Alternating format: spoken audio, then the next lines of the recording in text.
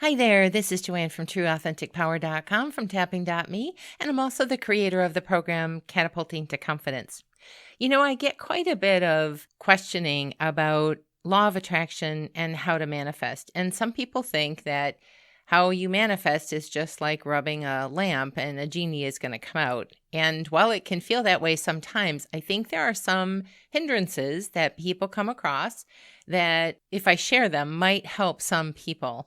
This isn't to say it's for everybody. It may not apply to you, but there are some things that I think really do hold back more people than they realize. And I wanted to share them with you just based on my clients, my expertise, my life, my age, what I've learned, all that rolled into one.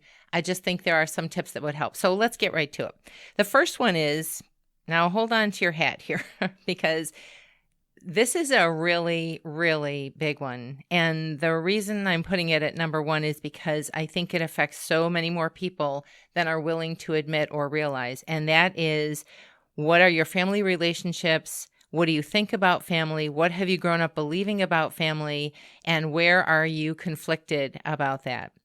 And the reason I wanted to talk about that is because I don't know about you, and this isn't across the board for everybody. Please, I want to reinforce that. But a lot of people are brought up to think family is the end all be all. You have to be close with them. If you're not, there's something wrong with you. Family will be your family for the rest of your life and all that goes with that. We're taught that socially. We're taught that by our parents, by our churches, by our schools, by life in general. And while that's a happy, loving thought, individuals are part of a family.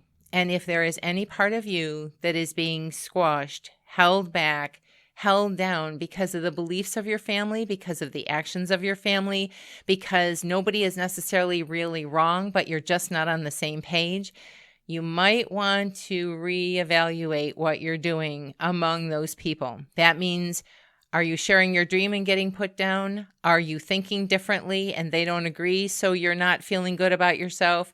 You feel like you need their approval. You need them to say yes before you can be comfortable and loved and all that. Really, there are a lot of myths in what I just mentioned. And for some people, this is a really big, important one. I'm not going to go into details about it. I just want to point out it is a big deal and something that a lot of people should probably consider and evaluate. I'll just leave it at that for right now. The next one is, what are you thinking about marriage and having your own family? If you're in that age, 20s, 30s, and you're thinking that marriage is the end all be all. What is it you love most about your single life that you would want to keep? Because here are some of the beliefs that show up when you're talking about marriage and family with people. Settling down, ball and chain. Your life will never be the same when you have children again, and you're going to have to dedicate your life to those little beings at least for a good amount of time. I don't think people realize beyond the marriage and family picket fence how lovely that would be. And that is lovely, except if it's going to infringe on who you are or who you're meant to be. And there's no reason why you can't have relationship and the things that you want, but you need to be compatible with someone who's going to feel that way too. I don't think you necessarily have to settle down. I don't think you necessarily have to give up who you are to be in a marriage. But a lot of people, I've known a lot of people that lose themselves, lose their life, lose who they are, lose their vibrancy because they just wanted the ideal of marriage and they're forcing things to make them work. To me, there are people who have been married for a very long time and they get accolades for 30, 40, 50 years and beyond. My question would be, how happy have you been? And how were you meant to be who you are? Those are just some things to consider because I don't think a lot of people necessarily go into those relationships thinking that way, especially when you're high on the feeling of love and it's great and everything. You've got to go beyond that because some of that will settle in. Let's not settling in to settle down, but kind of calm down as it goes through. Or maybe that's even a belief. Does it have to? Maybe you can keep the fires roaring forever. Just question some of what things you believe. The third one is the beliefs that you have about yourself. I'm too old. I'm too fat. I'm too skinny. I'm too this. I'm too that. I'm not smart enough. I can't do this. I can't do that.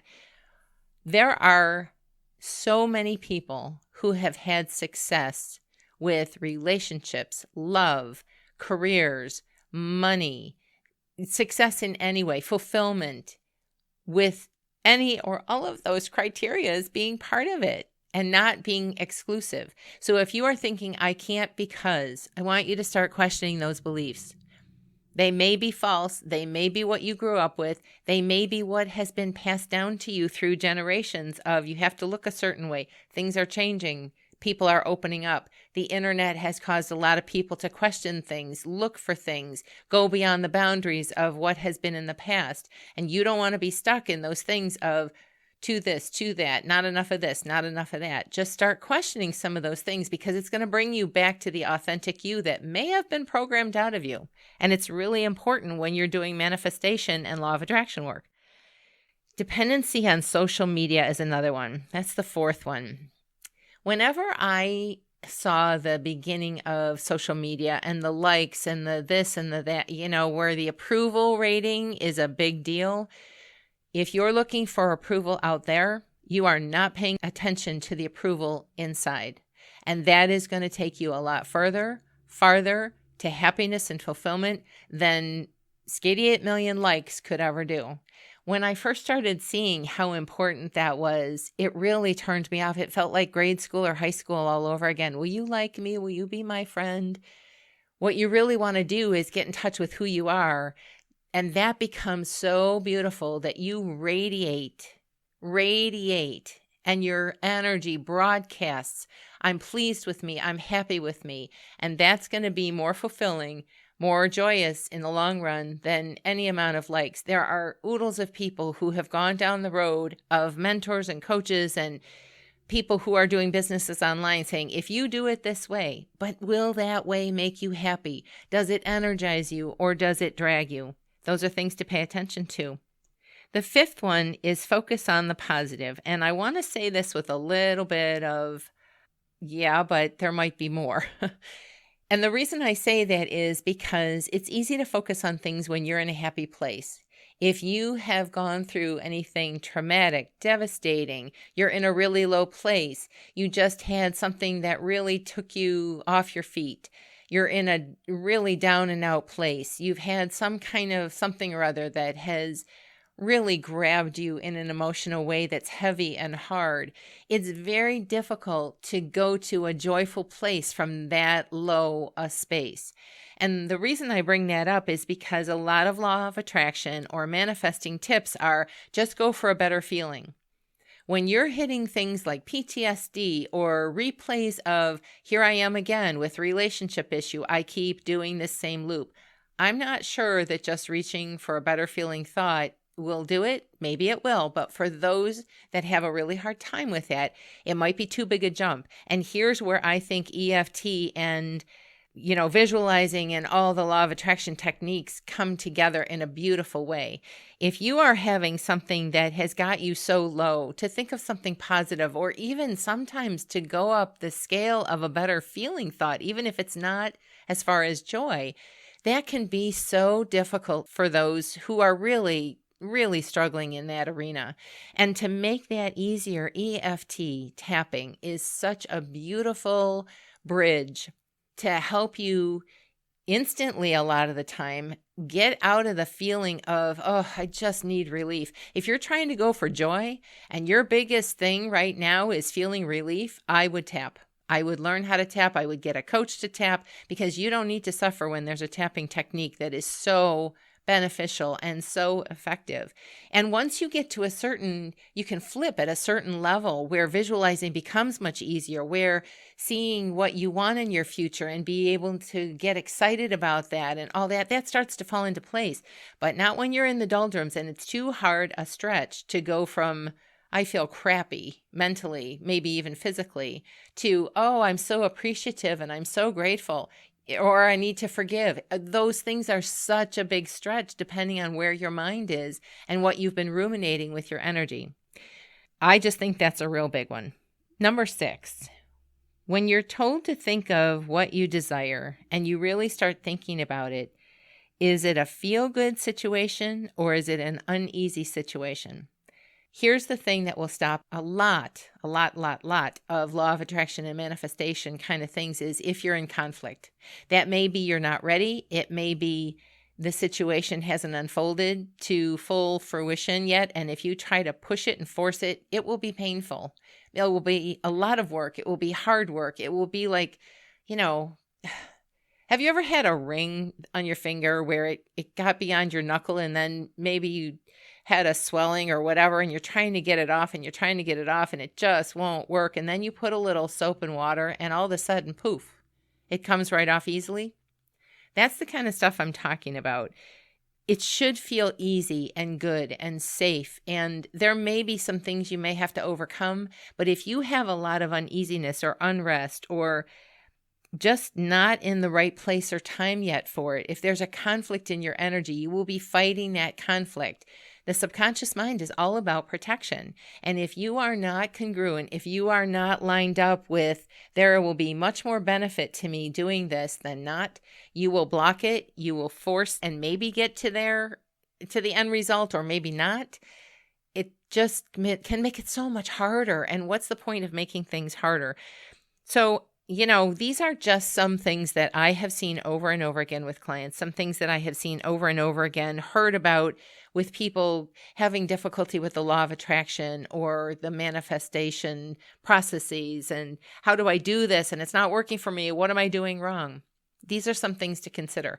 Now, there's a whole bunch of things that you can do to clean up. EFT is my number one tool, and I use that very readily, very eagerly, because it can soften the energy of what you're blocking.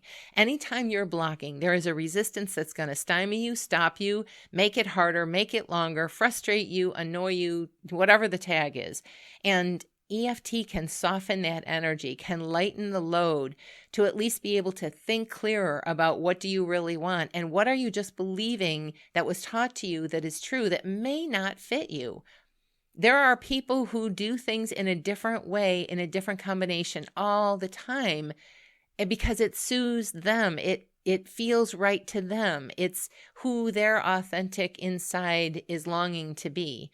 And if you're fighting against any of that because you've heard this is supposed to make you happy, you do an online business, this is supposed to bring you millions, you find the right person and get married, and this is supposed to, make me happy for the rest of my life.